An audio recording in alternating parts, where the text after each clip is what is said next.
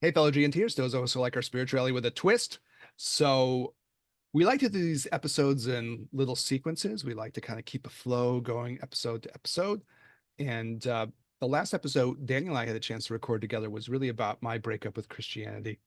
Breaking up is hard to do, but the episode ended up being a little bit more about really going through periods of what you might call psycho-spiritual transition and coming out and really thinking about what you learn from that and the reasons that you enter into that and like what those experiences are like. So Daniel had written it with the idea. I'd started in with the idea of like, oh, let me just talk about this one issue, but like a lot of things happen this way. You realize Yeah. you learn more as you're talking, or I was learning more when I was putting my notes together, and I was like, no, this is really about just going through some window of change, that's like.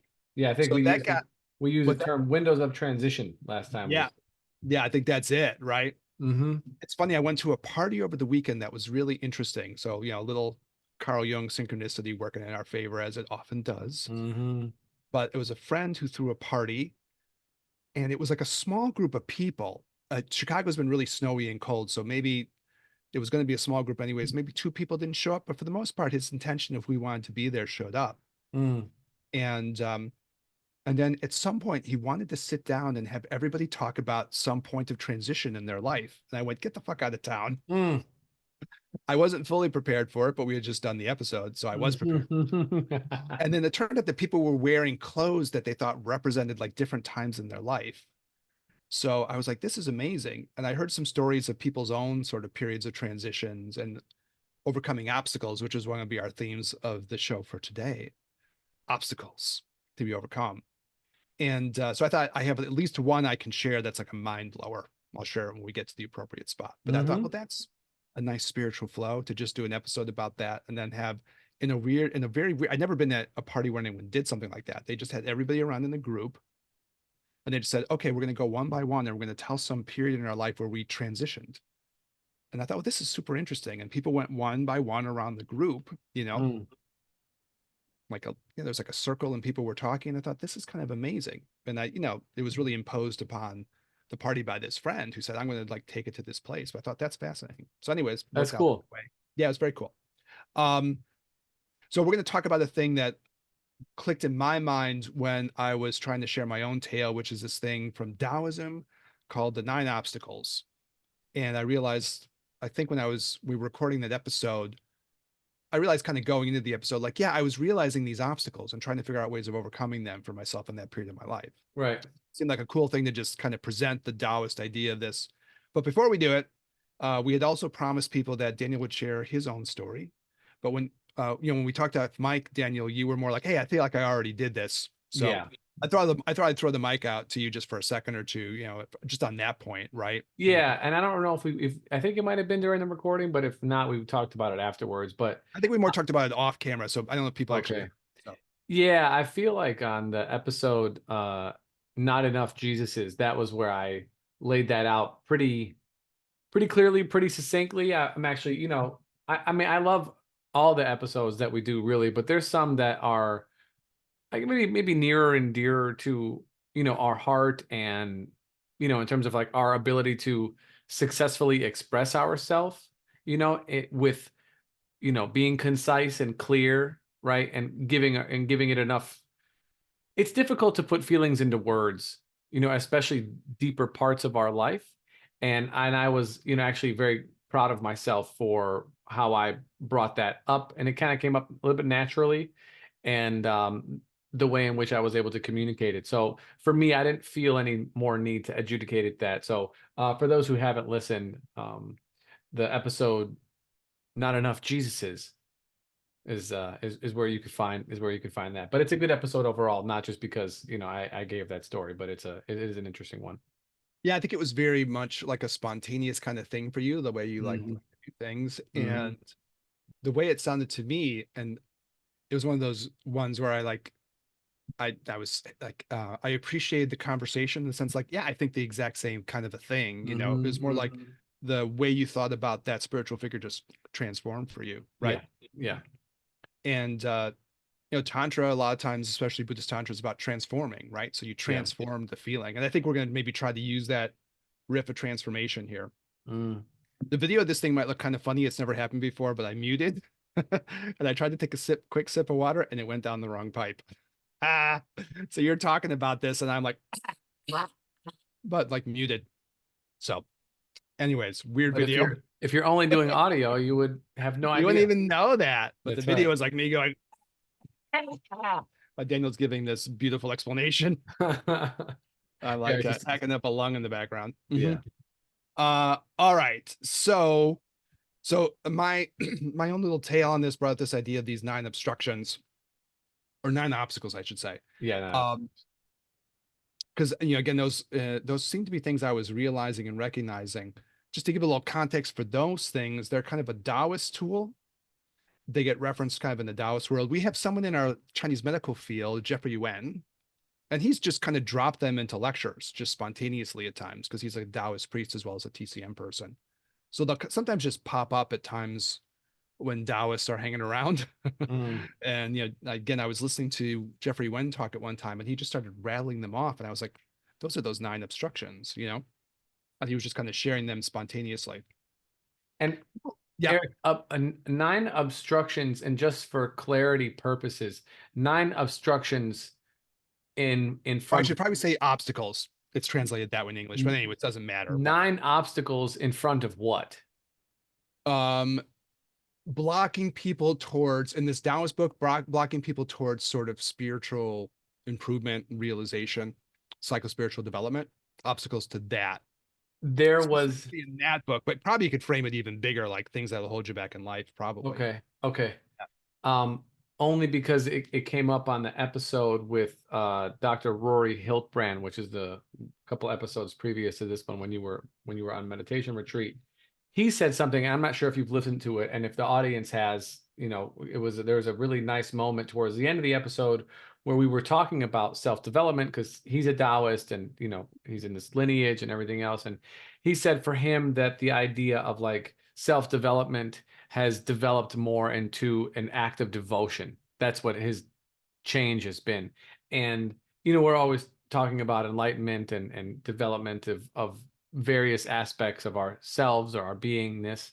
And I just really like that shift in perspective, because it is uh, maybe highlighting more the manifestation of divinity and our interaction with it as and our work then meditatively or compassionately or however you want to call that via our practice or via ourselves or in our own lives is an act of honoring that divinity within all of us, so it becomes an act of devotion. And so you mentioned that, I just wanted to bring that up Oh, because so I he's thought that speaking of the was idea of like, yeah, I came right out of the retreat right into the full part of my semester. So yeah, plan on listening to that would probably be during this week or something. So I haven't sure, fully yeah, caught up with that.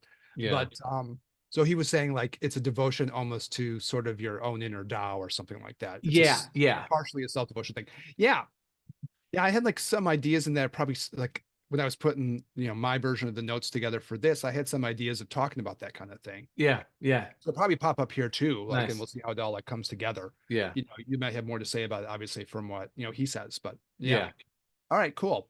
Um, on the Jeffrey Yuen thing and him just dropping this into lectures about Chinese medicine, we're gonna be talking a little bit about like stages of the path kind of stuff here too. This kind of hmm, idea of Lamrim, and you can see people once people internalize something, it'll just naturally kind of like pop out.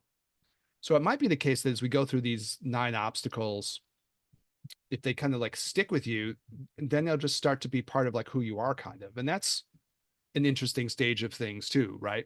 But hmm, yeah. All right. So we thought it would be a cool idea just to share these things. You get to all ponder them. We'll give our own sense of each of these individually. Always welcome to other people's opinions too if you want to share later on. As Daniel always talks about at the end of every episode. But it's based on the way I found them was from this Taoist text called the Chung Le Chuan Dao Chur. I This gets translated by Eva Wong, which is the translation I have in the English, yeah, as the teachings of the Tao. So the Tao in this is like the Tao of Taoism, the source of everything in Taoist thought, transmitted by these two characters, Chung and Le. And I imagine we'll probably do something on the whole text at some point because we haven't done a ton of Taoism. yeah. So I thought we won't maybe do the whole thing because there's a lot of stuff in there. Yeah, but and we I it's cool to been a like take couple this one part. Yeah. Uh-huh. it's been a couple years since I've read that, so I don't mind going circling back, you know. Yeah, it's an interesting one. Yes. It's really deep. It's really deep. There's a lot of stuff potentially to talk about. Yeah. So maybe we'll come back to it. But Hmm. um, just for like a little bit of context about it, it's a dialogue between two of these characters that are sort of the Taoist eight immortals. So there's like two of the eight. And presumably they lived hundreds of years apart, but they're immortals, so they swung this conversation. And they're just talking Taoism, as Taoists do in these books. It's kind of a chemical Taoist book. And then towards the end of it, they're having a discussion of like what they call obstacles and monsters. So I know if we'll do these 10 monsters at some point too. I guess I'll see what you think, Daniel. You know, but they're really about those are a little bit more about things that happen specifically during meditation, where Oh the yeah. obstacles are more things like that happen like in the course of sort of your life or something that will hold you back. So um Well, anyway, I yeah. know I think we should, and just before you go, I think reason being is that, like, for me, when people want to make life change, which I'm fortunate enough to help people do this in my practice, that it is much getting through your own process is much like a meditation, in that you are going to have to face your own inner whatevers, you know, and those would be the same as if you were sitting in a meditation. And because the fact that people's attention spans are even less than they were, you know, even 15 years ago or 10 years ago, that meditating now is probably, in my opinion, more important than it's ever been to kind of counteract the sort of TikTok and, you know, shorts age of social media. And mentioning potential obstacles for people can highlight some of their own inner psyche, kind of unconscious archetypes, however you want to call it, right? These deep layers of blockages along the way towards transformation, even if it's not inside of on a meditation pillow, but somebody wants to make a change in their career. I mean, significant change that requires effort over a longer period of time. That those things, I think, stand in the way, even if someone is not, you know, meditating on a regular basis, but it's still a meditative process. Yeah, so I don't mind doing it. I'll pop something together about these 10 monsters. It's not a big deal from my side. You know, if you feel like interested in it, you know, once we Yeah, do this one, that's cool with me. And it's yeah, again, it's a lot of stuff that like kind of pops into your head when you sit and you start self-reflecting, where your mind yeah, kind of runs off, and they call yeah. those monsters for this. Obstacles are a little bit like for people making life change, they're like right on point though. You know, they're Mm-hmm. really like, okay, this is the stuff that you're probably going to face. Mm-hmm. Um, I got kind of a particular backstory with them. Back in the day, pre-pandemic, I was running these classes on kind of traditional Chinese medicine and alchemical treatments for spiritual development. That was something that you and I really bonded over, right? That was, yeah, Those one of things. many things, but yes. Yeah. And we both shared this similar like passion for this, you know. Mm-hmm. It was, Mm-hmm. I think it was a lot of times the combined thing of like you're being passionate about this encouraged me to go out and do a lot of this stuff too, to become, you know, more forward in in trying to Mm-hmm. share some of this stuff Mm-hmm. because we shared the passion for it. Um, but it was like kind of a weird thing. It was hard to give people ways of trying to think about how people are progressing. How do you know that someone's progressing? How do you start to look at people progressing?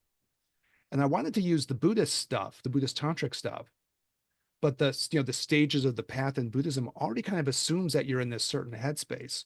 It doesn't start until you're already thinking, okay, there's reincarnation. I need to work on my life, not just for now, but for future lives. That's the start of the Buddhist path. Right.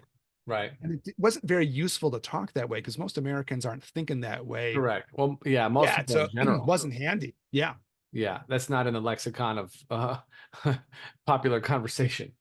No. So it was like, well, this isn't going to work. So I thought, well, maybe these non-obstructions were a way of trying to like get us as clinicians being able to look at people to go, okay, they're rehandling these obstacles, these lie in their own lives in different ways. That's showing their progress. You know what I mean? Hmm. So Actually, maybe that's um, kind of a like a way of starting to think about that. How do you know if people are really changing? Well, they're handling these things differently. before you move on, even there was a popular song called YOLO, right?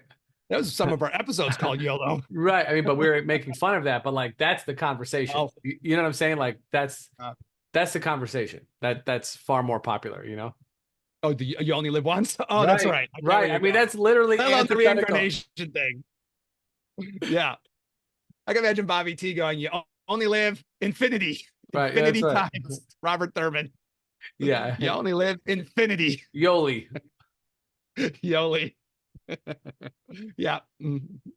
So I don't know. That was sort of like the idea at the time. Yeah. Well, we did our YOLO episodes. That's right. Those are old reincarnation episodes that were Yeah, a little for our, feisty. yeah, newer audiences, we did those YOLO episodes like a really long time. That was like a long You while want to back. laugh your ass off. We have like a dear friend of mine on, Justin Key, who's a, faculty at one of the local sort of colleges in Chicago. Mhm. And the conversation got a little feisty. It was one of the few really feisty conversations Marginally feisty. that we've had. I didn't like what I was saying for sure, Well, that it was, it which made is for fine. an entertaining discussion. Yeah, it was entertaining. It was a little bit like, because he's more of like a you only live once kind of a guy. He's not a Yeah, he is Yoli, definitely a materialist. more a materialist. Yeah, that was done in October of 20. Yeah. Oh wow, that long ago. Okay. Yeah. Um, the whole staging thing is kind of interesting. It does pop up here and there. I just wanted to acknowledge that sometimes we're doing that, and you might wonder like, what's the point of that or what's happening with that? But I think because, we're clinicians, Daniel, I think you sort of naturally need something to kind of like start saying, okay, where are people changing? How do I start seeing people changing? Yeah, yeah. It it's important, but if you don't have a familiarity with it, it's okay. I mean, we all know like I feel like it's like somebody who's losing weight slowly over time. You'll see them change, they're changing. Mhm. Um, but if you are interested in looking at somebody's development and having a frame of reference, as in like you're not just looking for some change in general. You're looking for kind of like a specific change as somebody's moving along their path. Then having a frame of reference probably is helpful, especially for somebody who is taking this as part of their life perspective. Yeah, and I think like it's the idea that I love these old sources for doing it. You don't want to Mm-hmm. take them too literal because then it could be kind of clunky, like what you're talking about, I think, Mm-hmm. right? You attach to them too much, that isn't really healthy. But if you go Yes, through it's and you just look at dogmatic. it, okay, there's something I can kind of learn from looking at Mm-hmm. these things, either about myself or others. Mm-hmm. And there's a lot of little tricks like this, like these 9 obstacles or whatever, where they try to like frame things in concrete ways to give you tools. Yeah, Take a step back and evaluate where you're at, self-reflect. It also occurs to me that like I wanted to just mention that they're kind of a tough love in the sense that like everyone's going to have some issues going on in their life around this. You know what I mean? So, as you listen to these things for all of us, you're gonna be like, okay, yeah, that's a point. That's something where I got something going on there, right? mm-hmm. Mm-hmm. Um, but when I first thought about talking about them, I thought, well, this will sound kind of negative or something. But I think like the attitude that makes sense to talk about in what we're doing is that you can kind of really change your attitude and relationship with them. Sure. You can kind of transform them. And I see it as like kind of like again a part of a Buddhist tantra, as we say, that's like one of our main home bases in this whole thing. Mm-hmm. And you want to transform things. So, and what really hit me is again, as we often like have had conversations, we're not nuns or monks or something. We're going to be living lives that are going to be more like lay people's lives. It's not like we're going to get away from these things by like running off into the mountains and living in a cave or something like that. Mm-hmm. And so we're going to need to somehow figure out how to transform these things. And I guess for me, then I saw it as, well, this is part of Buddhist Tantra for me. How do I take these things and transform them from being things that are obstacles into fuel for the fire? Right? Which is kind of a tantric attitude to have towards things, right? You take the thing that would be the obstacle and you flip it on its head and you make it into the thing that becomes the source of improvement or fuel or passion or inspiration or whatever it is, right? Whatever that particularly is in your life, but you're like flipping it around. So I think that's the attitude I wanted to take into this, which makes sense, not as a negative thing, but like, hey, let's look at these things and figure out how you can kind of start to flip them and transform them to use them in ways that are, yeah, again, fuel for the fire. Mm-hmm. Mm-hmm. Yeah. Um, and I think it's fascinating for me because and for myself at least, coming out of my last meditation retreat, I was thinking about this a lot. Like, part of the way I look at my own life is I'm trying to build up kind of a tantric lamrim for like the now or something, right? To learn from the old school stuff, but like kind of also internalize it in a way that it's useful for me, but also maybe has usefulness for other folks that we can And share, or at least a relevance for now, right? And that's right, obviously and both. Lamrim Lamrim, you're saying like stages of the path. Yeah, we talked about it a little bit earlier, stages of the Yeah, path. yeah, yeah, Yeah, yeah. yeah. Just Um, sometimes some terms, yeah, yeah. No, we had just like said it earlier in the episode too, but yeah, so this Lamrim stages of the path idea, right? Mm-hmm. Um, so anyways, it's kind of cool. The Taoist thing is talking about really directly. It's going to give us like a little list. We can all kind of think about it for ourselves. So Mm-hmm. maybe reframe it for the modern world. And I have to say, I did do that when I was looking at it. I was looking at this old Taoist book, but I was also like, okay, let's frame this in the ways that will make sense for now, right? Always, Like yeah, what you were talking about, like there's no Taoist dealing with like social media back at the time of Chung and Le, you know. So, but they're immortal. Maybe they're now around now, hanging around, dealing with it now. Who's to yeah. say? Yeah. All right. I know anything you want to do is like preamble for this from your side. No, we're good. Let's do it. You feel good? Okay. So obstacle number one. Yeah, as we do the countdown. Um, so in the Taoist text, they talk about being hampered by the needs for food and clothing. But if you look at it, it's kind of like excessive concerns for one's own security, Yeah. where the security concerns become like so overwhelming that they kind of pull you off of your trajectory. And it's been like, again, it's been this conversation that we talked about last week and at other times too. I definitely talked about this when I was trying to share my own experience with this, but with what I was going through during my Christianity breakup period, that window of transition. But I definitely sort of feel like it's something having to look at how you deal with fear or something, Mm. because obviously this is a very sort of fundamental point of fear. And maybe that people will potentially do a lot of mistaken things, it seems to me, driven by these kinds of fears, where maybe in your professional life, you do these things that you wouldn't otherwise do, but just because you're afraid, you know? And as we talked about so many times, there's reasons to be afraid. It's kind of a scary culture. Yeah, yeah, Yeah. but it's not, well, at least from my understanding, it's not fear for the sake of fear. It's fear for the sake of security. It's like a second chakra type situation where it's, you're worried about the bottom of society, that not you're not supported in that way. This is kind of like uh awareness of the a finite nature of one's resources in this life, but your obsession with falling through the bottom of that keeps you essentially trapped because you're not That's like allowing yourself to expand. that's like Jung's kind of like the Procrustean bed thing he was talking about in these episodes where he gets kind of locked into this thing. Mm-hmm. But so you're making it, you like feel like I don't always think the chakras in that way, second chakra in in that way. Mm-hmm. In like I kind of think of them more in a Buddhist Tantra way. They don't talk about them exactly in that way. Mm. So you're making a distinction between like different kinds of fears associated with the different kinds of chakras. Yeah, yeah. So the first chakra is like health, vitality, things like Mhm. this, and the second chakra is shelter, food.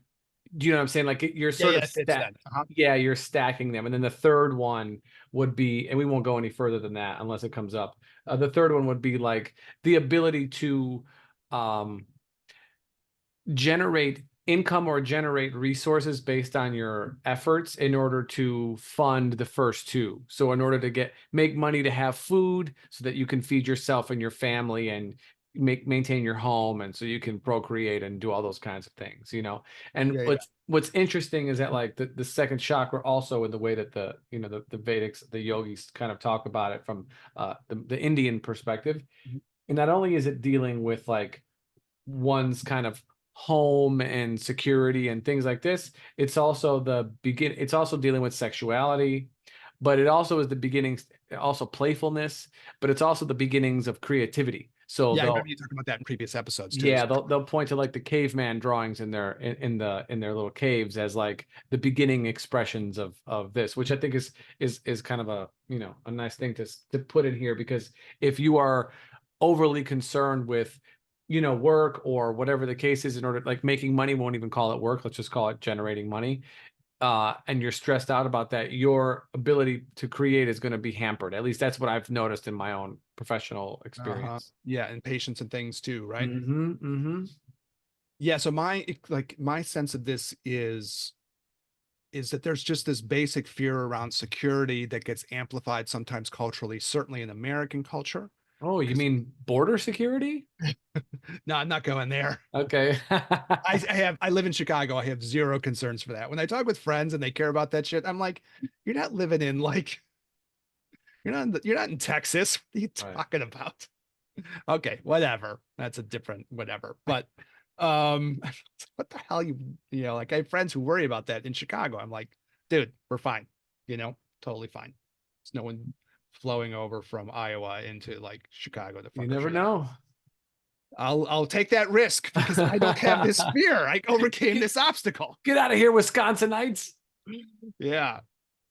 Um So, I mean, I felt like the thing about that can happen is that you can get boxed into sort of like a way of framing your life and kind of making your decisions that gets like more narrowed down in their possibilities because you're just frightened. And I felt like in people's professional lives and then in people's relationships, they do this, right? It becomes a real big factor of like, okay, behind the scenes, a lot of it has to come from this place of like fear and insecurity. Yeah, Yeah. yeah. And until you face these things, my thing last week when we were talking about this was I felt like, okay, I'm not gonna go to grad school. I'm not gonna do any of the things that might have been the continuation of a certain kind of path towards security. Right. I'm gonna purposely like not do it. So I felt like I'm gonna confront this thing and make myself a little afraid and like try to get over this now, right? Yeah. Yeah. Definitely I felt it. And I thought about like a little bit, I was thinking about you during the week and in the podcast, a lot of times you share these sort of shamanic concepts of like the family thing around this, Yeah. right? So I was talking with my son about it, these 9 obstacles that came up. We were in the cafe yesterday and we were shooting the breeze about this, but I started talking about kind of our family lineage around this. So my Hmm. dad, when he was young, his father died, his grandmother died, and his sister died, like in this real short traumatic window, right? A window of transition, but not in a good sense. So there's some Mm. like a lot of familial trauma. Hmm. And his mom was all of a sudden a single mom in Chicago, back in like the late 30s, early 40s. Oh, wow. So, really tough. And and so, she was working at night. They grew up in like my dad's family grew up in public housing in Chicago, right? And my dad was really afraid. There's no doubt. Like he was affected by this very deeply. And he walked around with this deep sense of fear.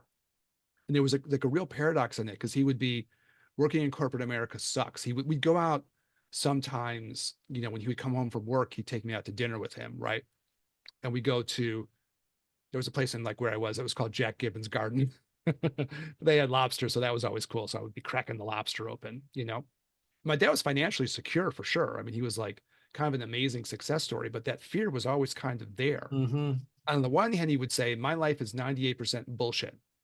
And he would be a little like he'd have a couple of drambuis and he'd be talking kind of honest. And I always enjoyed these conversations. I think we maybe mentioned this at other Hmm. times. Yes, Hmm. but he'd be a little sauced up and he'd start explaining this. But at the same time, he was definitely like, go into corporate America, go into corporate America. And he kept trying to push me into it. And there was this weird thing where I was like, I'm not going to do that. You just told me for years how much this sucks. Mm. I'm going to do it. But there was this trauma around this, right? And each of my parents in their own way had it. And then you start thinking from what you were saying that this kind of probably goes back generations then even, Yeah. right? My Yeah. grandmother probably had it. My dad's mom had it too. They were terrified of, being able to just hold on. And yeah, that whole shamanic idea that you share with people about like this is kind of there underlying in that stream of ancestry, right? My guess, Eric, is that that is in almost every lineage. When was that not the case? When was food scarcity not the norm? When was, physical security not the norm? Even living in, smaller aggregates of communities, there was warring between communities and things like this, kingdoms and whatever. So, yeah, wherever you are, if you had resources, it was inevitable that somebody was going to try to come get them. Yeah, I mean, it's certainly like you can think of it in that kind of like anthropological way, right? Mhm. Yeah, We can yeah, yeah. ask our anthropologist who's going Apologist on call. to. That's right. We got 2 of them. That's Yeah, right. yeah.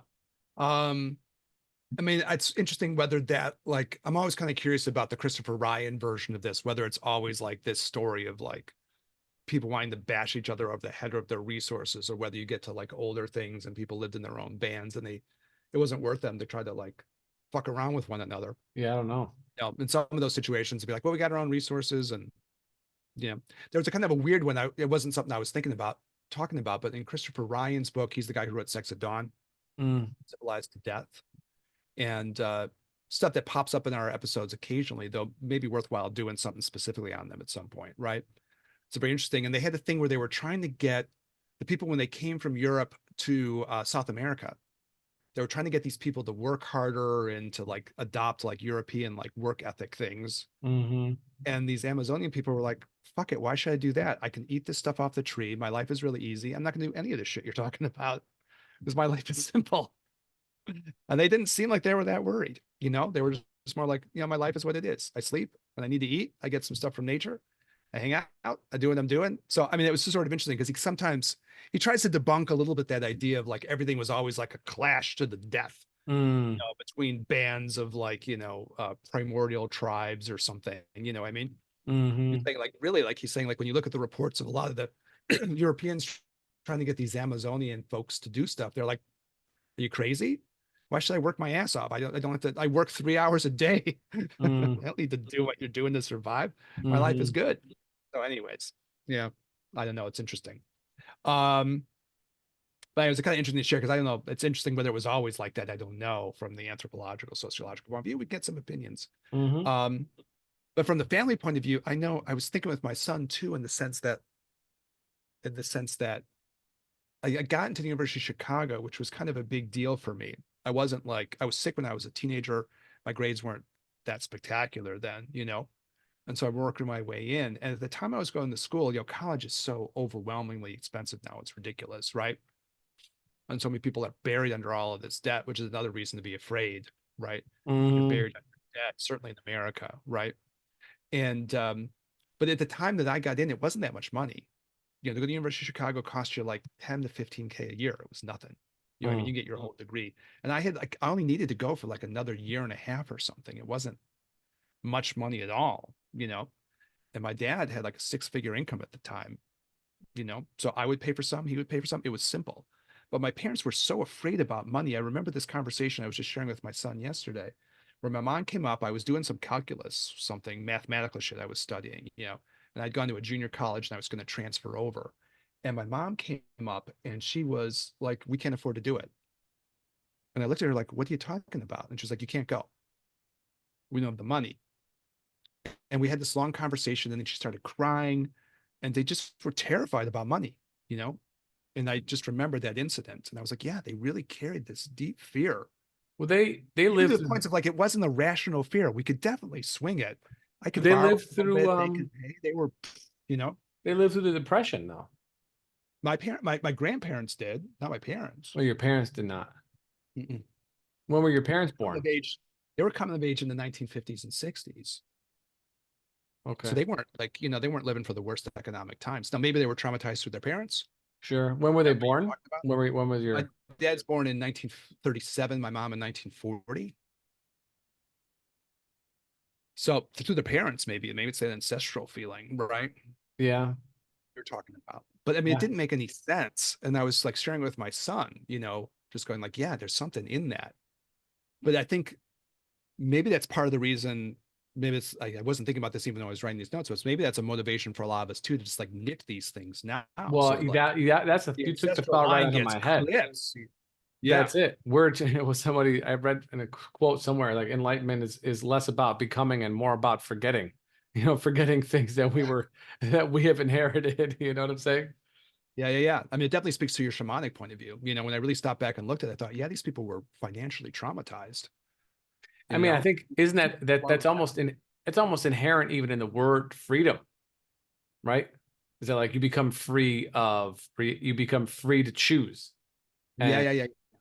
breaking you can depending on how you look at things like does education or experience or teachings does that give you new insight or does that break you from previous insight or maybe both along the lines, but I think for me that's why I always mention it. It's for me it's a little bit of both. It's letting go of whatever was previous and changing the way that you see things for moving forward.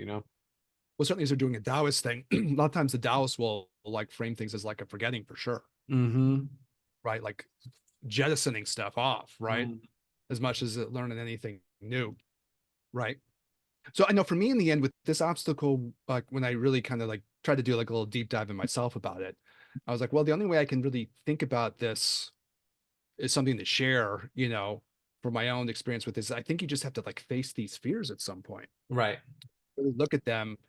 And like for me, it was like a tantric theater thing in the sense it's like, okay, I'm going to let myself fall through the bottom a little bit and feel how that feels scary. You know, Mm. I'll let myself slide through. What we talked about last time was when you're sliding through the bottom, you're also like, in a certain sense, emerging out of the whole thing, right? Right. And it's a way of like breaking out the top at the same time. Part of And it, so yeah, Eric, part of it too is that like there is the idea of the bottom is also slightly skewed because of this, because of the, I could say, societal drives for desire that you should have X, Y, and Z. And that then changes what your sort of requirements are for your own life, which add on to what you need to produce. I was talking with a friend of mine, actually Christian, who was on the podcast oh before. yeah, yeah, yeah, yeah, We do this men's group. We're doing one again in March, and we were talking about like taxes because he's his first year in business for himself. He was working for somebody previously, so it's his first year. yeah. And for those who don't own a small business, this is, maybe a little bit TMI, but it's okay if you do. For those our acupuncturist folks who are entrepreneurs, which is a good, portion of us, or people who are entrepreneurs in general, you got to take care of your own taxes and whatever. And I was like, well, don't worry, you'll have a bunch of things that you can write off on your taxes. I said, but the sad part is that when you realize that you have a bunch of things to write off on your taxes, that you actually have to spend a lot of money to run a business and to pay for the things that you have to pay for. Probably half of what you bring in goes towards paying your rent and your mortgage and your bills and this, what, you know what I'm saying? But then you think about it, you're like, damn, half of my efforts just go to keep the lights on, as a euphemism for all of this. So it just goes to show the amount of effort that is required just to do this, just to have quote unquote security, and how much of that idea of security is necessary for actual security versus what you think you need. You know what I'm saying? Yeah, like the difference between like being take a step back and be able to say, okay, where are these fears, concerns that I have to take care of because that's a thing I need to do just to Mm-hmm. make my life progress, Mm-hmm. psycho spiritually or otherwise, and how much of this is like stuff I'm carrying because they're fears that are excessive, that are limiting me in what I think is possible or something, right? Mm-hmm. Yeah. For me, I had health problems when I was younger, and I started doing the Zen, and the Zen thing was very much sort of, again, we talked about different times, like kind of samurai based, and it was very much a confrontation with fear. Mm. And then the samurai take on it, it was like, well, I could get killed at any time, so I'm facing fear like all the time. That Mm-hmm. was kind of imbued into the school. It was like, we're going to help you deal with fear. And I think framed in that way, they thought the two major obstacles were fear that will like hold you back from becoming who you are, and then they said anger. You know, that those two things are like maybe even entwined. In our Chinese medicine, the fear and the anger are kind of related in an interesting way because the fear kind of can feed the anger or something like that, right? Mm-hmm. Mm-hmm. But the anger will make you act out in ways where you do something stupid, and but the fear will hold you back. Right. And for me going through that, I was like, yeah, I'm really gonna have to deal with fear. And it was like, okay, this is my time to confront this for reals. And I think I sort of realized that even before I was specifically studying in that school, I realized like, okay, I'm gonna have to do this now. Otherwise, I'm never gonna get free of this because the whole thing is so fear generating, like kind of on purpose, right? Yeah. Not like it's not a bug, it's a feature. We're not going to give you insurance, so you're afraid for your health and your livelihood. You're going to have to walk Mm-hmm. around afraid. That's part of Mm-hmm. just in the culture. So I felt like, okay, you gotta face that. And then from the Tibetan Buddhist side, I wanted to mention the Zen practice for that. And I thought there's a thing in Tibetan uh, uh, meditative culture they call it chud, which is this idea of like cutting the fear.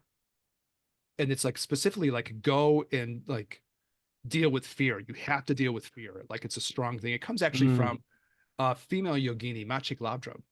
And in my little meditation room in the house, I sort of have a tanka with her on it. I bought it when I went to see the Dalai Lama in Washington, D.C. It's kind of a beautiful little tanka of her. And what's a tanka, Eric? The tanka is like a Tibetan spiritual painting. There we go.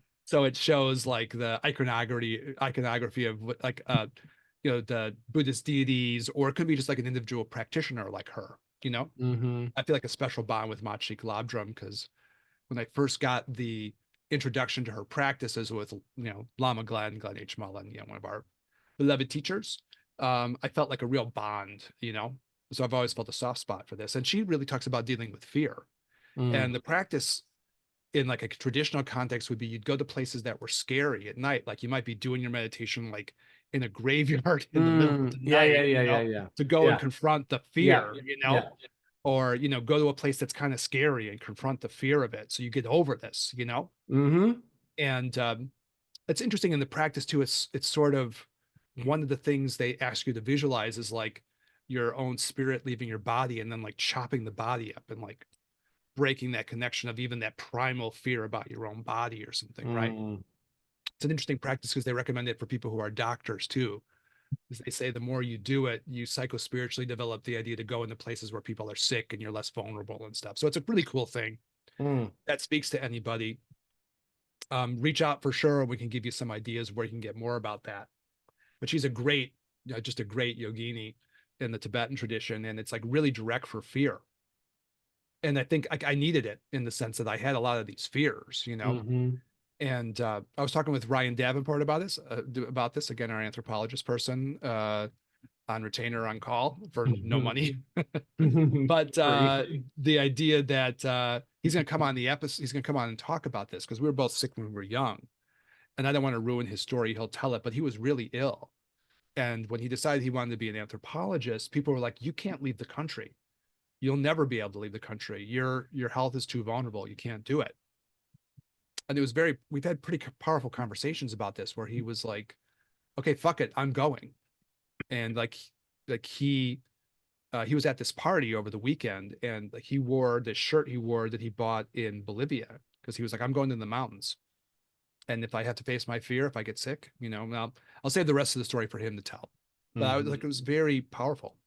And I was like, okay, I resonate with what you're saying. So at some point you have to face fear, right? Otherwise you're going to live with uh, I, I was thinking of the Kabbalah of this too. You know, the Kabbalah kind of talks about this idea. If you buckle under to fear, you're going to feel a certain shame inside of yourself. Yeah. It's a deep kind of weird shame. There's a certain rationality of being afraid of things, but if you buckle to it, then you have this weird feeling of feeling kind of ashamed in front of yourself or something.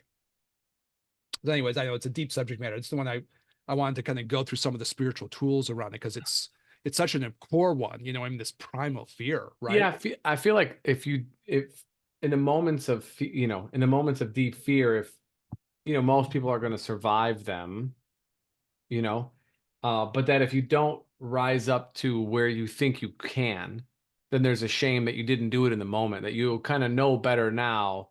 But I find that fear is freezing, you know, like that's this like the nervous system response to fear is like fight, flight, or freeze. I mean, this is physiologic. This is not even like a spiritual idea.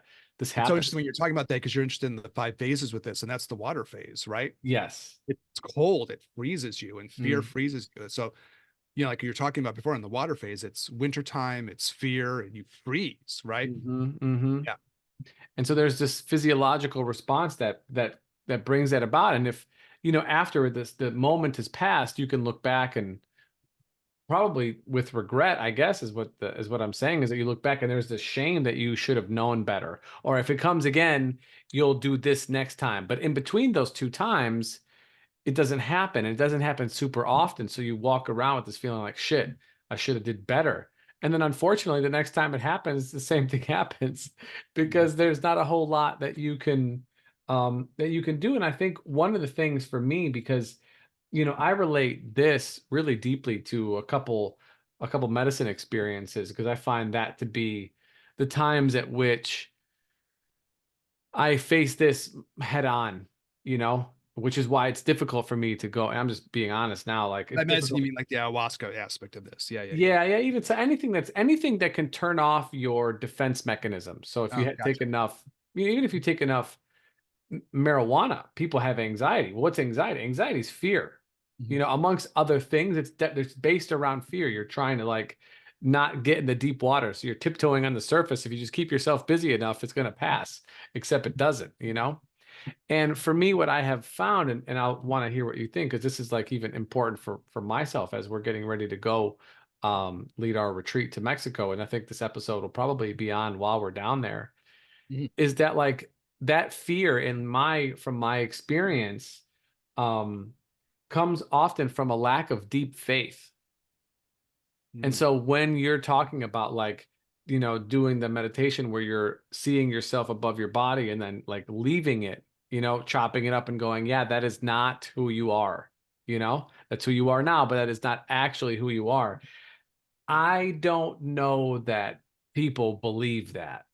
And then we've been having these episodes about Christianity and whatnot, but that like the ability of this of people to take in and take on metaphysical stories or they can hear stories about metaphysical powers. It gives them faith that there is something like we've talked about on the episodes before beyond the obvious, that there is a divine presence, and that gives them that faith to transcend the fear. What fear? The fear of death, the fear of obliteration.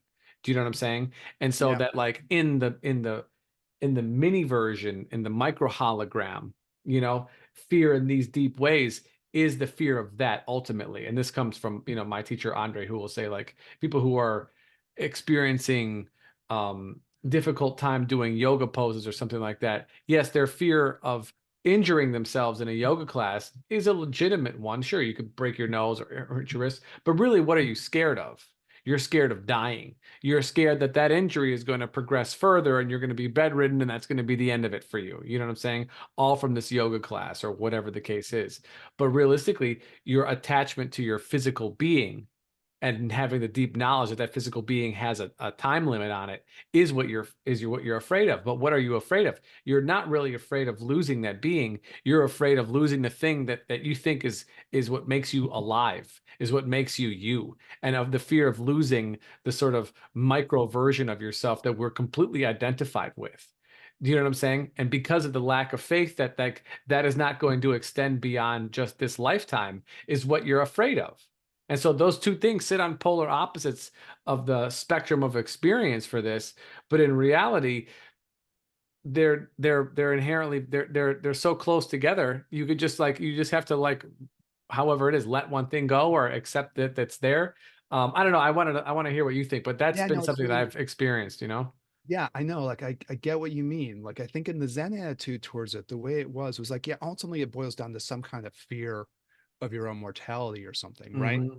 It's in the chemical Taoist stuff, acupuncture treatments too, where at some point or another you have to kind of face this thing, right? Mm-hmm. Everyone has this. And then, of course, you're also afraid of the mortality of the people around you or something, right? You're afraid of loss and sadness and grief.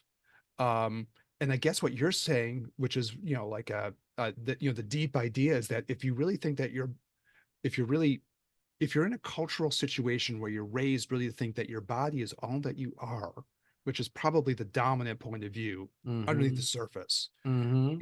there's a lot of people going to walk around feeling that way. Then the loss of your body is the loss of everything, I guess, right? That's the Yes. obliteration of your entire identity, right? And there is nothing beyond that. um, in our two lives, and I don't know how much you want to go to this place or not, when you and I have talked about this, the way it's always seemed to me like I had a lot of illness and then you were in combat. So we Mm-hmm. had our fear experiences, right? And, how do you handle those going forward, right? Those are deep, primordial, like my body is at risk, right? Mm-hmm. As So I wonder how that totally played out. Some of it's like confronting that stuff. And I suppose when I look back at it from like my Zen experience point of view, was that I had sort of like transcendent kind of meditative experiences for what they're worth, right? Mm-hmm. It convinced me like, oh, there's something more than just this thing for me. You can't prove that to somebody else. Right. Everybody has to go through their own experience of that. But I think that was part of what happened for me. You go through and you start having these experiences of more and more subtle parts of your own mind, and maybe you hit things that you feel like, wow, this is probably something way beyond just my materiality or something. There's something more to me than just this. And then the confidence of that grows or something. And then you're Mm-hmm. able maybe to make a little bit more of that leap into that. I Mm-hmm. also had like a kind of a mixed background. Like my parents were very scientific, but my grandparents were very Christian, so I got that kind of mixed thing. And maybe there's a part of me that was a little bit more intellectually inclined Mm-hmm. because of the Christian experience. I think there was something more to me than just my body. But maybe the Zen thing made it even more deeply experiential, and maybe that made it a little bit easier to handle some of those fears. You really start thinking, Yeah. okay, there's something more to me, which is funny because we were talking about earlier in the episode. That's when you're in the Buddhist path, then, right? When you start thinking, oh, there's more to me now. And that's when it clicks in. But until that moment, yeah, I think you're right. If I really identify with this is all of me, and then this is really at risk, of course you're going to feel afraid. Why wouldn't you? Right. And Yeah. that is such a profound, just understanding that right there, that like that is the entrance into the stages of the path. That's not the end. Yeah. It's kind of the gateway. That's the beginning. And then Yeah. Eric, just so we're here, so that people who are rocking with us, they can get that, just the stages, Yeah. Yeah. Yeah. So they'll divide, it's kind of a long thing, but certainly in a lot of Tibetan Buddhism, they talk about a gradual path. yeah. We had a really interesting thing in that I did in like a tantric empowerment recently. It's by a really charming Canadian Another 74-year-old Lama Jampa, right? another one. Another Yeah, one. another Canadian. Lots of Canadian llamas. Though Llama Glenn H. Mullen's pretty feisty. So he's the feisty Canadian. This is more what you imagine a Canadian would be. Lama Jampa is like this, right? And he's a very interesting person. He went to Dharamsala. He knew Lama Glenn back in India back in the 70s, right? Yeah. And but their personalities are really different. He's much more like a very polite, Mm-hmm. sincere, sweet Mm-hmm. Canadian guy. But anyways, he was saying that these are stages of like psychological development Yeah. being described, and you change your mind about stuff. So this Yeah. big thing would be changing your mind, saying, "Oh, I think there's more to me than just my material body." So that's kind of like what they call the lower stages of the path of accumulation. And you start thinking about yourself, like, okay, there's more to me than just this. And then you start exploring whatever you think that means. Of course, in Buddhism, they think you're going to keep coming back again. But Mm-hmm. and then there's a middle one too that has to do with like facing the suffering of life, what they sometimes call dukkha. And Mm-hmm. then the third stage of it is where they really talk about becoming a being driven by compassion and love for other people too. So you've Mm-hmm. understood these other parts, and that builds to this compassion feeling. And you want to develop yourself to be the most powerful version of yourself in order to be able to help other people. So you're working for yourself, but you're also then working for others. And then in the school of the Dalai Lama, then you enter into the tantric path for sure if you haven't already. And then you start doing the deep meditations of the tantric path to kind of like start to accelerate this process along. I mean, that's the theory of it, Mm-hmm. like in a nutshell or something. No, that's a good nutshell. Yeah, yeah. Even So it for kind of those builds in allergic to stage. nuts.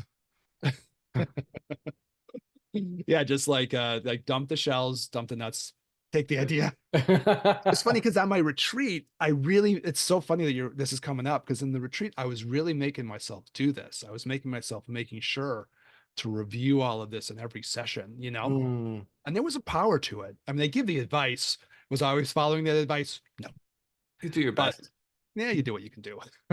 So I made myself like really do it, in every meditation session. Let me start off with this as the beginning. I'll review this whole thing in my mind, and then I'll go into the meditation and I'll keep following it through. Like it's a kind of a building thing. Mm-hmm. And I was like, yeah, though, this is making a difference. And then when I did the retreat, at the end of my own personal retreat, there was this initiation with this Canadian Lama, right? Mm-hmm. And again, a great guy. I guess he's one of the Western people who's been, the Dalai Lama told him to go teach, I guess, right? Yeah. Gave him permission, said teach. So he's a unique person. And he said, oh, this is a stage thing and it's gradual. And these are steps of psychological realization as you go through, and you build it up like a stage, like ladders or something, but you can build up all the rungs maybe. And I was like, damn, I was just trying to do that. Perfect. I'm right in the headspace to listen what this guy was saying. And it really That's hit me. awesome. Anyways. Yeah. Maybe the only thing last is before we bounce out. Do you have something else you wanted to say about it, Daniel? I mean, I don't know. You have to talk about your military service. I don't know if you want to do it ever, but that's a very unique thing. Ryan's, Davenport's health things, my health things, those are Mhm. very unique experiences, but people have other things that are analogous, right? Oh yeah, for sure. I Yeah. mean, yeah, there's all kinds of places where fear gets in. I think I won't beleaguer the point just because we're kind of coming to the end. I don't want to open it up too much, but there's this sort of new age idea of this. They call it a scarcity mindset. Ah, You know, okay. because mindset's very that term is very popular right now in the coaching world. Mindset, and it's true. I mean, your mindset's extremely important. That there's nothing wrong with this term in particular, but they'll talk about people who are nervous to take risks as having a bit of a scarcity mindset, meaning that they are, they're focused on security, or maybe we could say more focused on insecurity, and Mhm. that this is a limiting factor to their success. It sort of puts the top on because they're unwilling to let themselves fall. Therefore, they're unwilling to let themselves fail, meaning you're also unwilling to let yourself succeed because, no juice or no orange, no squeeze or no whatever the term is to get that. You know what I'm saying? Yeah, yeah, yeah. And so I don't love that term in general because it gets used a bit of as a used a bit as of a pejorative for people who are unwilling to take risks. And sometimes it's used in a negative way to get people to buy things perhaps that is outside of their current budget, Oh, the So idea would be like, if you really have confidence in yourself, you'll spend this money on this thing or something. yeah, Yeah. exactly. But I think in a larger perspective, it's talking about this particular thing right here. And then if you have the idea that there is not enough, then there isn't, you know, there isn't enough. And your mindset around that is one of fear, right? And so maybe they're not talking it in such like a psychological term. It's, kind of like pseudo psychology, if you will. Um, but that the idea that the fear is fueling your decisions is probably more aptly put. So if people hear this kind of idea, you could take you could take any idea that is out there that is popular and try to find some nuggets that are within it. And I think that at least discussing the the vast presence of fear in people's lives and that is influencing your decision to do or not do things is one that has to be addressed honestly, actually. Yeah, I think you really have to confront it some way or another, Mm-hmm, right? mm-hmm, Yeah, I think like you were talking about episodes of like fright. Oh man, I'm in this situation. I can handle this better next time. mm-hmm, Like sometimes in Chinese medicine, we'll call those acute things, those mm-hmm, immediate things, kind of fright. I'm also interested in this kind of like grinding fear that maybe limits, like mm-hmm, maybe my dad going, okay, I got to go work in this job that I really don't want to be in because, I got to do it. And then your decision isn't just like an immediate thing. It's like something that's skewing your whole life in some direction, right? mm-hmm. Like a magnetizing to something in that way. Or, sometimes in people's relationships too. I don't really want to do this thing. I've known people who've done this. I've had these conversations. It's like, the person in their moments of honesty, they're like, I'm doing this because I'm afraid to, you know, Mm-hmm. this person's going to be my security that'll keep me, you know, secure. And we'll talk about this maybe as another obstacle that'll be mentioned later on. Yeah, yeah. But only last thing maybe before we totally bounce. In my conversations with my son, if you're a parent, this was interesting. I told my son like how proud I am of him that he does these things that are scary. So he Mm-hmm. goes to these chess tournaments and you could lose, right? Or my daughter did a lot of like skating, where you would go out and you'd be in front of a crowd of people and you could fall on your ass, but she did those things. And I always thought, well, this is really good because I couldn't always do that when I was a kid. I couldn't go into those situations of where I wouldn't succeed. That was kind of hard for me sometimes. I don't know how you felt about those things. It's funny, Eric. I was just talking about this with a patient of mine today.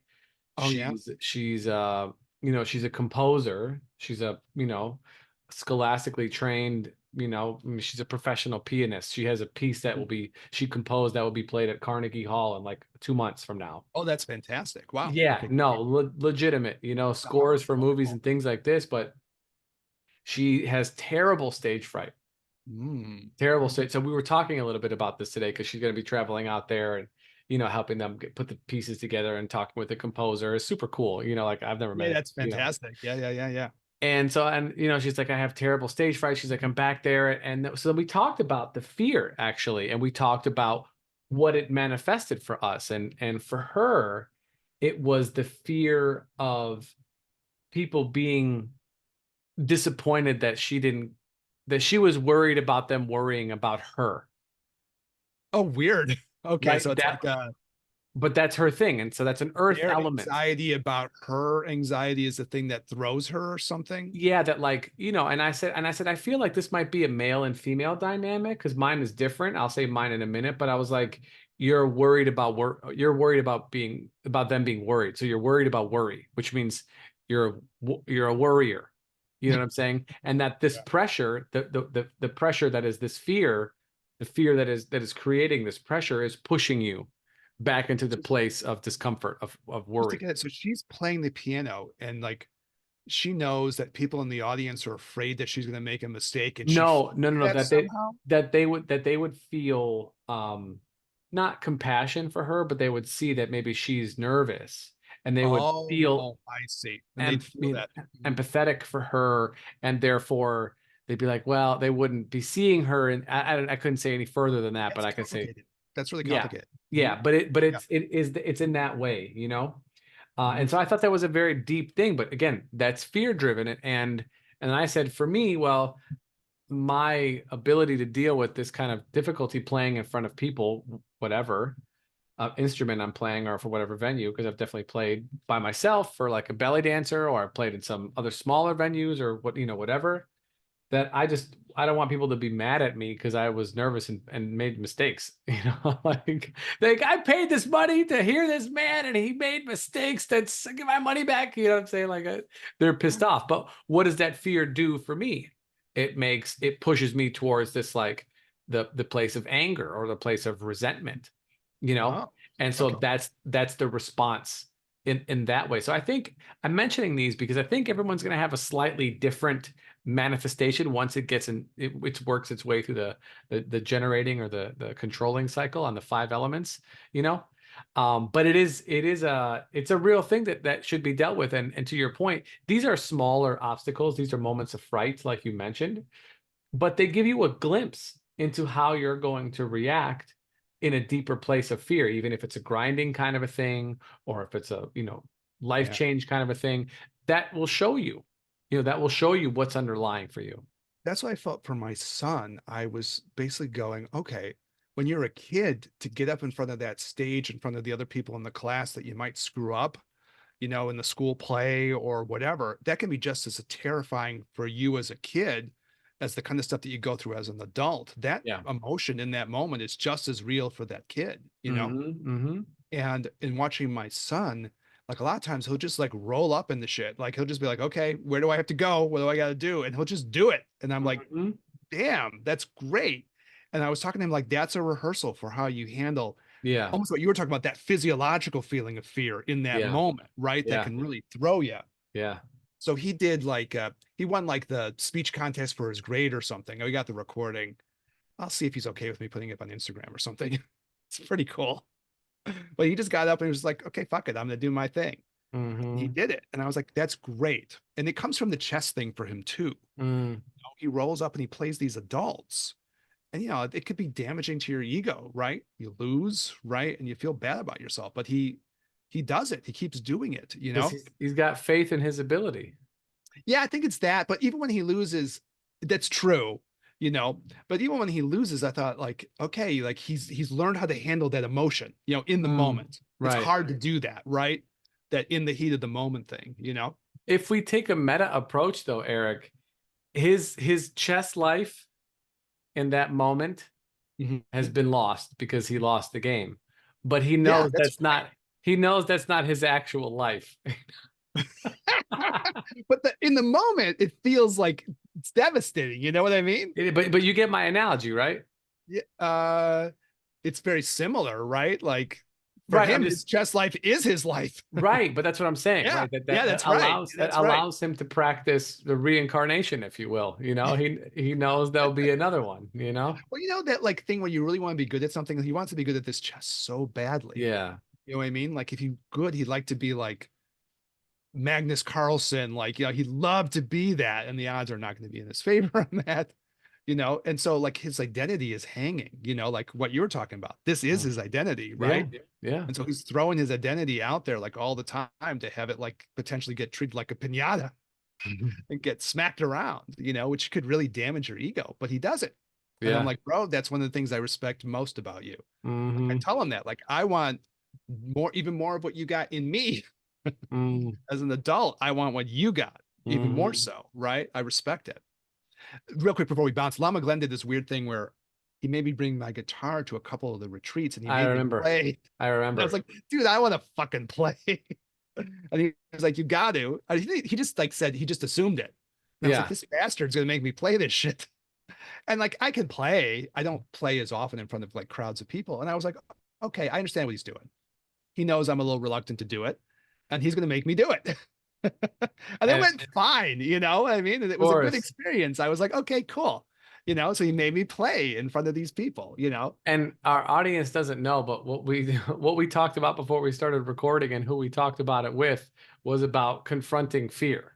We did do that. We did, we literally just did that with somebody. We're not going to say whom or about what, unfortunately, but They'll know if they they will listen to the know. episode. But you Yeah. know, it was interesting. Yeah, and like afterwards, you know, we talked about Ryan Davenport. He happened to be at that event, and he came up and said, "Oh wow, you can really play," and he was very complimentary about it. Mm-hmm. And Mm-hmm. the guy who runs the Theosophical Society came up to me and he did something really interesting. I was playing like a Japanese piece that's like relatively hard, but I I was was like, "Oh, you're there. not gonna go for it." Yeah, I remember. Yeah, Mhm. yeah, I remember. And so I was playing this thing, and you know, you're gonna make some mistakes and shit, like what you were talking about, Daniel. You know, you're not gonna play it perfect.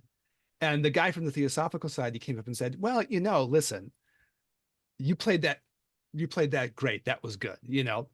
And he said, I could see when you would make a mistake, you'd give a little, a little flinch, you know. And he said, like, no one fucking knows if you made a mistake or not. That's Don't worry about it. that was my exact point to my patient today. I said everybody in the audience would love to be literally 50% as good as you are. That Yeah, they yeah, would yeah. they would kill for that. They'd be like, "Oh my Someone God." on that level for sure, right? Yeah, Like I would love to be half as good. Like I wish I was half as good as the worst NBA player, the worst one. You know what I'm saying? I'll be as half as good as the them. guy who's like the 12th guy off the bench for like, you know, like the Whomever. Mavs or some, you know, semi crap team. I don't know if the Mavs are good or not. No, They're I'm pretty just, good actually. oh yeah, I chose the wrong team. Yeah. Don't say the Kings either, because they're very good. How are the Knicks doing? They were pretty shit before. Are they still shit? They're kind of like middle of the road, actually, All right. Well, whoever the shit team is. Well, the Bulls Yeah, are like, yeah, they're kind of like okay too. Anyways, even if you're that dude who walks off, yeah, you're one of the 100 something best people in the world at this thing. exactly. Right, right. Yeah, yeah, yeah, yeah, yeah. Yeah. Yeah, that's So, interesting. So it was interesting that Lama Glenn made me do that. And they would do that in the Zen things too. They'll make you do shit that you're afraid of, looking silly in front of other people, yeah. you know? I remember I was going to one of the Zen retreats and they were like made me do the serving of the food, Hmm. which means you have to carry out these big trays. You have to sit on like on your knees on the hardwood floor and you have to go through and like ladle all this food to all these different people. And there's all these Japanese rituals of how you're supposed to do it. I didn't know any of that shit. I had been at the retreats and they just sprung it on me. Okay, great. You're at the retreat. Now you got to do this thing. And you have no idea what the hell you're doing, you know? And I was like, you bastards. But the whole point was to like be in front of like 50, 60 people where you could like a clown out of yourself. I love that juice, man. That's the good juice. Boy, I tell you what, I'll take that juice. I'll put it Yeah. in a box and I'll drink it. So I was ladling it to the Hosokawa Roshi, the Zen master, and I like plopped some of the soup over the side. Oh, you sicko. How could you, And he Eric? did this badass Zen thing. It was so cool. He just took his finger and he just grabbed the noodle and he just like slid it up the side. He like froze my brain on his finger. Like I literally couldn't move my mind like an inch. He just like dang stuck me on his finger and he did this little motion and stuck the stuff back in the bowl. And then he looked at me and I was like, ooh, Zen moment. And then I had to go around the rest of the room, you know, and you know you're gonna fuck up, you know, but it's embarrassment, right? You Yeah. know, That's yeah, that's the ego crusher right there, man. that's the That's ego crushers. man Yeah. right there. Anyways, it's good. It's good though, right? It's good. It's That's how you it. learn how to deal with fear. Crush it, baby. Learn how to deal with fear. Yeah. Absolutely. Well, this was Okay, fun. great. So that's fun. All right. Yeah. So this is So obstacle one of nine. I think I was thinking the same thought, but this is a deep one. I don't think they'll all be this long. no, well, whatever. No, they're Yeah. not. They're not all this long, but this is the good one. Yeah. I think this is almost like one of the ones that's at the core of all of it, really. Mm-hmm. You can handle some of your fears. And the A lot of last, these things will become easier. I Mhm. think the last piece, and we talked about this last time because I mentioned it before, but we'll bring it up just one more time for folks.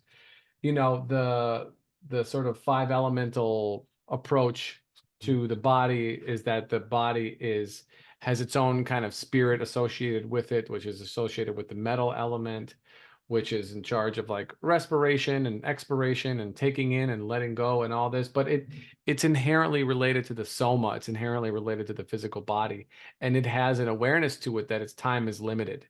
And Mhm. so any recollection of that finite clock, of that finite experience, right? Losing a loved one or not having enough, right? Reminds it of that. And there is a response to that. And the response to that for most people is fear, because it's motivating in a sense that it will stop you from taking risks in order to preserve what is the status quo. Even if the status quo is not necessarily great, it's understood and accepted. So Stockholm syndrome is like the worst of Mhm. this kind of thing, but it's still a thing.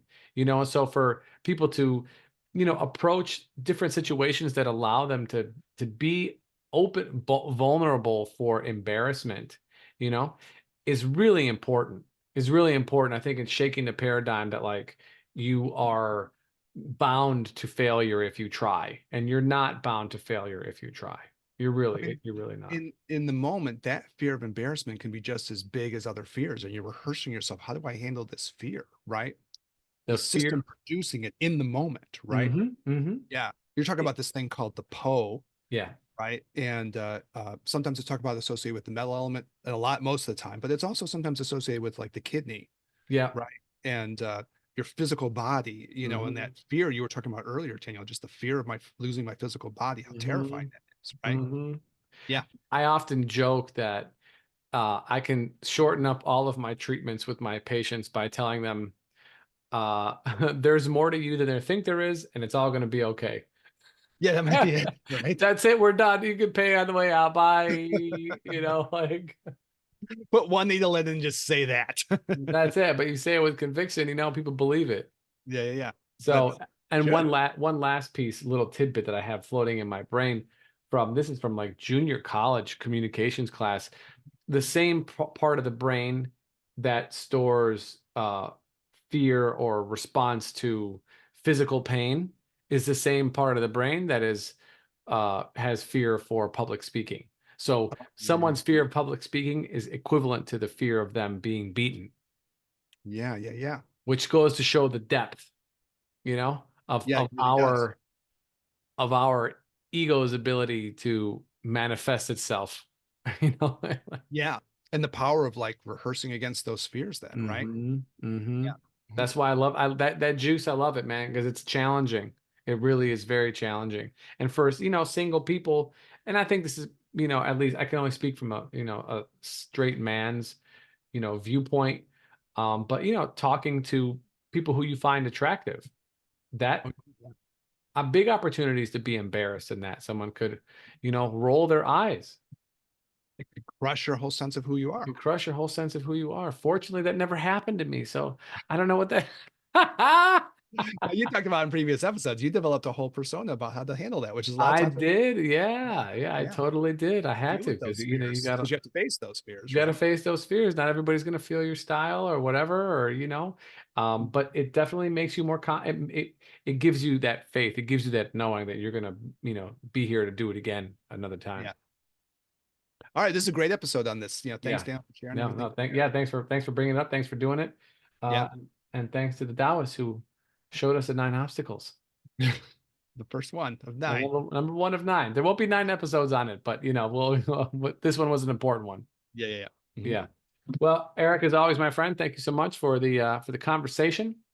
And to our audience, thank you for listening. Thank you for watching. Thank you for engaging. Please feel free to obligated, not free. You're obligated to like, comment, subscribe if you're on the YouTube or whatever other platform that you're checking us out via video or audio, or if you're on the Instagram, hit us up, Gin and Tantra Podcast. If you want email, you have questions, comments, concerns, any other word with the C. I don't have any.